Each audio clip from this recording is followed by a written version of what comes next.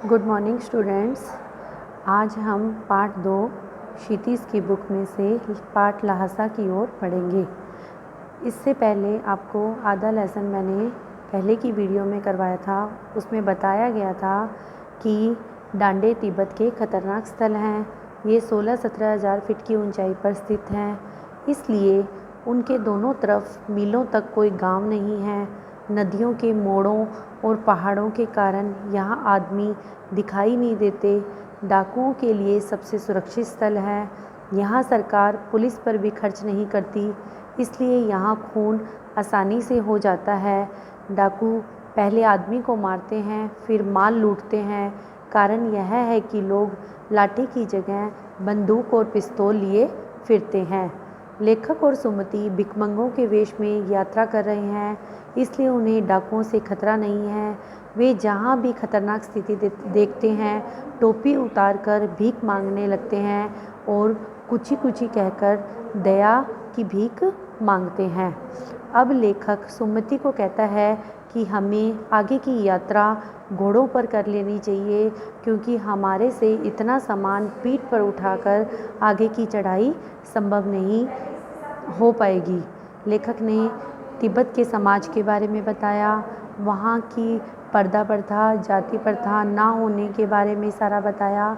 अब आगे हम तिब्बत की भौगोलिक स्थिति के बारे में जानेंगे और उसके रास्ते की कठिनाइयों के बारे में।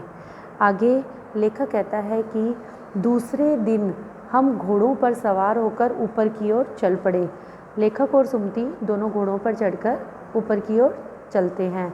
डांडे से पहले एक जगह चाय पी और दोपहर के वक्त डांडे के ऊपर जा पहुँचे। हम समुद्र तल से 17-18 हज़ार फीट ऊंचे खड़े थे। हमारी दक्षिण यानी कि दक्षिण दिशा तब पूर्व से पश्चिम की ओर हिमालय के हजारों श्वेत शिखर चले गए थे। श्वेत शिखर यानी कि सफ़ेद चोटियाँ।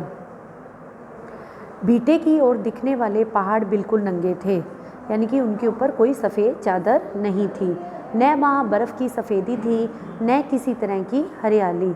उत्तर की तरफ बहुत कम बर्फ़ वाली चोटियाँ दिखाई पड़ती थी। सर्वोच्च स्थान पर यानी कि डांडे के सबसे ऊंचे स्थान पर डांडे के देवता का स्थान था, जो पत्थरों के ढेर, जानवरों की सींगों और रंग बिरंगे कपड़ों की झाड़ियों से सजाया गया था। जो डांडे के देवता थे वे तिब्बत की सबसे ऊंची चोटी के ऊपर थे और उनको सजाने के लिए वहाँ पर पत्थरों का ढेर लगाया गया था। जानवरों के सींग थे, रंग बिरंगे कपड़े थे और अनेक प्रकार की झाड़ियों से सजाए गए थे। शायद एक और सवार साथी हमारे साथ चल रहे थे। मेरा घोड़ा कुछ धीमे चलने लगा। लेखक जिस घोड़े पर सवार था उसका घोड़ा मंदिम गति से चल रहा था। मैंने समझा कि चढ़ाई की थकावट के कारण ऐसा कर रहा है। उसे मारना नहीं चाहता था। लेखक घोड़े को मारना नहीं चाहता था क्योंकि उसका घोड़ा धीरे चल रहा था, लेकिन फिर भी वह उसका साथ दे रहा था। धीरे धीरे वह पिछड़ गया और मैं दोनिक वकस्तों की तरह अपने घोड़े पर झूमता हुआ चला जा रहा था। जान नहीं पड़ता था कि घोड़ा आगे जा रहा है डेढ़। जब मैं जोर देने लगता तो वह और सुस्त पड़ जाता। एक जगह 2 रास्ते फूट रहे थे। मैं बाएं का रास्ता ले डेढ़ मील चला गया। आगे एक घर में पूछने से पता लगा कि लंकोर का रास्ता दाहिने वाला था। फिर लौटकर उसी को पकड़ा। लेखक का घोड़ा जब धीरे चल रहा था तो लेखक रास्ता भटक गया, क्योंकि एक रास्ते पर 2 रास्ते फूट रहे थे, यानी कि 2 रास्ते निकल रहे थे। तो लेखक को दाहिने रास्ते पर जाना था, लेकिन लेखक बाएं रास्ते की तरफ मुड़ गया। 4-5 बजे के करीब में गांव में मील भर पर था तो सुमति इंतजार करते हुए मिले। मंगोलों का मुंह वैसे ही लाल होता है और अब तो वह पूरे गुस्से में थे, क्योंकि सुमति पहले पहुंच गया था और लेखक लेट पहुंचा था, तो सुमति को लेखक का इंतज़ार करना पड़ा। इसलिए सुमति का मुंह गुस्से से लाल हो गया। उन्होंने कहा, मैंने 2 टोकरी कंडे फूंक डाले। कंडे यानी कि गोबर से बने हुए। अब तो वह पूरे गुस्से में था। उन्होंने कहा, मैंने 2 टोकरी कंडे फूंक डाले, फिर 3-3 बार चाय को गर्म किया। मैंने बहुत नरमी से जवाब दिया, लेकिन मेरा कसूर नहीं है मित्र। देख नहीं रहे हो कैसा घोड़ा मुझे मिला है, मैं तो रात तक पहुंचने की उम्मीद रखता था। खैर, सुमति को जितनी जल्दी गुस्सा आता था उतनी ही जल्दी वह ठंडा भी हो जाता था। जब लेखक ने सुमति को अपने रास्ते में आई कठिनाई के बारे में बताया तो सुमति का गुस्सा शांत हो गया। लंकोर में वह एक अच्छी जगह पर ठहरे थे। यहाँ भी उनके अच्छे यजमान थे। यजमान यानी कि जिसकी पूजा वगैरह करवाई जाती है या जिसको सुमति गंडे दिया करता था। पहले चाय सत्तू खाया गया। सत्तू एक खाद्य पदार्थ है जो कि चने और गेहूं के आटे से बनाया जाता है। रात को गर्मा गर्म थुक्पा मिला। थुक्पा भी एक प्रकार का खाद्य पदार्थ माना गया है। अब हम तिंगरी के विशाल मैदान में थे जो पहाड़ों से घिरा टापू सा मालूम होता था। टापू यानी कि पानी में उठा हुआ पर्वत, जिसमें दूर तक एक छोटी सी पहाड़ी मैदान के भीतर दिखाई पड़ती है। उसी पहाड़ी का नाम है तिंगरी समाधि गिरी। समाधि गिरी वह पहाड़ी जिस पर समाधि बनाई गई हो। आसपास के गांव में भी सुमति के कितने ही यजमान थे। कपड़े की पतली पतली चीरी बत्तियों के गंडे खत्म नहीं हो सकते थे।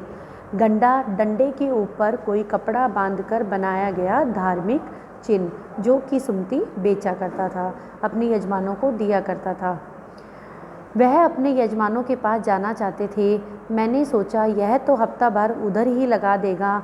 मैंने उनसे कहा कि जिस गांव में ठहरना हो उसमें भले ही गंडे बांट दो, मगर आसपास के गांव में मत जाओ। इसके लिए मैं तुम्हें लहासा पहुंचकर रुपए दे दूंगा।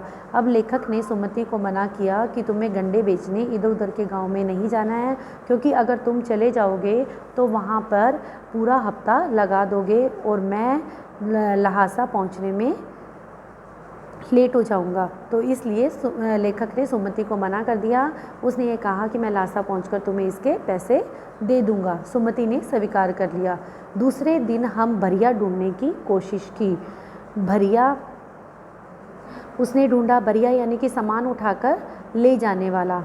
अब लेखक को और सुमति का सामान उठाने के लिए उन्होंने एक भरिया ढूंढा, लेकिन कोई न मिला। सवेरे ही चल दिए तो अच्छा था, लेकिन अब 10-11 बजे की तेज़ धूप में चलना पड़ रहा था।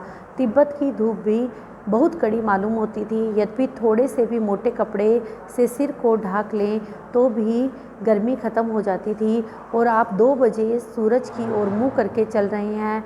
ललाट धूप से जल रहा है। ललाट यानी कि माथा, और पीछे का कंधा बर्फ़ हो रहा है। अगर हम सामने से चलते हैं तो हमको गर्मी लगती है और पीछे से हमारा कंधा ठंडा होता जाता है। फिर हमने पीठ पर अपनी अपनी चीज़ें लादी, डंडा हाथ में लिया और चल पड़े। यद्यपि सुमति के परिचित तिंगरी में भी थे, लेकिन वह एक और यजमान से मिलना चाहते थे। इसलिए आदमी मिलने का बहाना कर शेखर बिहार की ओर चलने के लिए कहा। तिब्बत की ज़मीन बहुत अधिक छोटे बड़े जागीरदारों में बटी थी। जागीरदार जागीरों के मालिक। इन जागीरों का बहुत हिस्सा मठों बिहारों के हाथ में है। अपनी अपनी जागीर में हर एक जागीरदार कुछ खेती खुद भी कराता है, जिसके लिए मजदूर बेगार में मिल जाते हैं।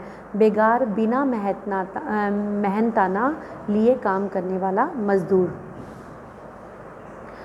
बेगार में मिल जाते हैं। खेती का इंतजाम देखने के लिए वहाँ कोई भिक्षु भेजा जाता है। भिक्षु होता है बौद्ध अनुयायी, जो जागीर के आदमियों के लिए राजा से कम नहीं होता।